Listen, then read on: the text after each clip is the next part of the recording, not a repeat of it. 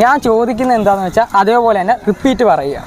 Okay, 5 വട്ടം 10 വട്ടം അങ്ങനെയാണോ? അങ്ങനല്ല, ഞാൻ പേരെന്താന്ന് വെച്ചാൽ പേരെന്തോന്ന് തന്നെ പറയും. മനസ്സിലായോ? ആ ഓക്കെ, ഇപ്പൊ സ്റ്റാർട്ട് ചെയ്യാം. ഫസ്റ്റ് ആരാ കളിക്കുന്നത്? ഓക്കെ, നിങ്ങൾ രണ്ടുപേരും തീരുമാനമാക്കി എന്നാ കളിക്കാം.